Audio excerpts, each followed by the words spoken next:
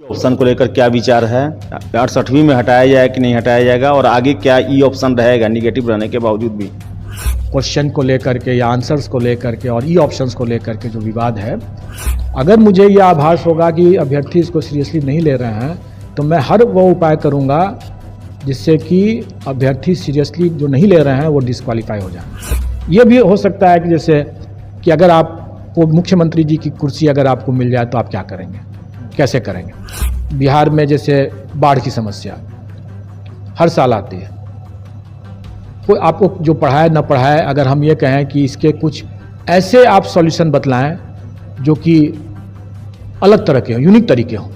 68वीं में चेंज किया गया ऑप्शनल को, आखिर आप लोगों ने सर ये एक तरह से बाहर का रास्ता क्यों दिखा दिया है? बहुत लोग बता रहे हैं, छात्र कह रहे हैं कि एक तरह से इसे बाहर ही कर दिया गया। मैं ये कहूँगा कि ऐसी गलतफहमी नहीं पालें लोग, क्योंकि ऑप्शनल जो है वो क्वालिफाइंग नेचर का है और कट ऑफ 40% है। मैंने ये कहीं नहीं कहा कि हम इसको एक आसान कर रखेंगे। यह भी एक मेज़र होगा, यह भी एक परीक्षा है, यह मेज़र करेगा आपकी क्षमता का। जिस विषय को आपने पढ़ा है उसमें आपने ठीक से पढ़ा है कि नहीं पढ़ा है, इसकी भी हम परख करेंगे इसके माध्यम से। इसलिए यह न समझें कि यह एक हमने बाहर का रास्ता निकाला, बिल्कुल नहीं। इसमें अगर वैसी गलतफहमी रखेंगे तो हो सकता है कि इसमें वो डिस्क्वालीफाई भी कर जाए। वो सर निगेटिव रहेगा कि नहीं सर, जो MCQ बेस्ड जो रहेगा मेंस का?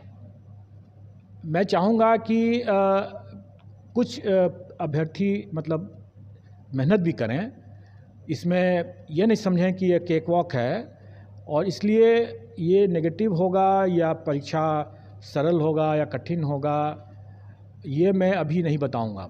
मेरा अपना मानना है कि ये क्वालिफाइंग नेचर का ज़रूर है, लेकिन इसको भी सीरियसली लेने की आवश्यकता है।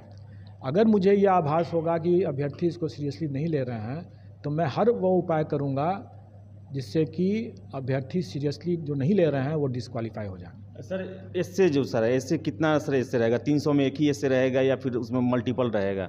देखिए, 300 में एक ऐसे नहीं रहेगा, एक से अधिक रहेगा। और ऐसे एक ऐसी चीज़ है जो उसका वास्ट मतलब स्कोप हो सकता है, कई तरह के टॉपिक्स आ सकते हैं। आप उतने तरह के टॉपिक्स को आप किसी भी जगह आप जाकर के आपको कोई पढ़ा नहीं सकता है उसको। उसके लिए थंब रूल ये होगा, आपके लिए मंत्र होगा कि आप मेहनत करें, जागरूक रहें, अपने आसपास को देखें, अखबार पढ़ें, आसपास को देखें, जो समस्याएं हैं उनके तह तक जाएं और अपनी तार्किक क्षमता से उसका आकलन करें। अगर कोई भी इशू है, अगर हम यहाँ पर देखें कि अगर बिहार में जैसे बाढ़ की समस्या हर साल आती है, कोई आपको जो पढ़ाए न पढ़ाए, अगर हम ये कहें कि इसके कुछ ऐसे आप सॉल्यूशन बतलाएं जो कि अलग तरह के हों, यूनिक तरीके हों, तो वो भी एक क्वेश्चन हो सकता है, निबंध हो सकता है। यह भी हो सकता है कि जैसे कि अगर आपको मुख्यमंत्री जी की कुर्सी अगर आपको मिल जाए तो आप क्या करेंगे, कैसे करेंगे, आप कौन सा ऐसा नया काम करना चाहेंगे, या आपको क्या लगता है कि बिहार के 10 मुख्य समस्याएं क्या हैं प्रमुख, और उनका क्या समाधान, आपके दृष्टिकोण से समाधान क्या हो सकता है। कई ऐसे हैं जो कि ये तो फिर भी एक आसपास की बात है, कुछ आपके फिलॉसफिकल भी हो सकते हैं। जैसे मैं कह सकता हूँ कि आप कर्म किए जा फल की चिंता मत कर। आज आधुनिक या इंटरनेशनल डिप्लोमेसी में या अपने आसपास के पड़ोसी देशों के लिए ये कितना लागू करना है, ये हम आपने क्या तैयारी करें, एक प्रशासनिक पदाधिकारी के रूप में आपको क्या लगता है। कई तरह की बातें हो सकती हैं। मैं तो अपने अभी जो आपने मुझे पूछा तो मैंने इम्प्रॉम्प्टू आपको कुछ बता दिया। निबंध एक से अधिक होंगे, लेकिन जो भी होंगे उसमें आपकी मौलिक क्षमता का आकलन किया जाएगा। कोई आपको पढ़ा नहीं सकता है इसको, कोई आपको रटा नहीं सकता है इसको। इसके लिए आपको कोई विशेष तैयारी भी नहीं करनी होगी। आप सिर्फ जागरूक रहें, समझदार, अपने सोचने की क्षमता को रखें।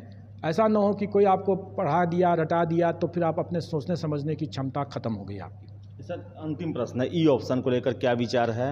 68वीं में हटाया जाए कि नहीं हटाया जाएगा, और आगे क्या ई ऑप्शन रहेगा निगेटिव रहने के बावजूद भी?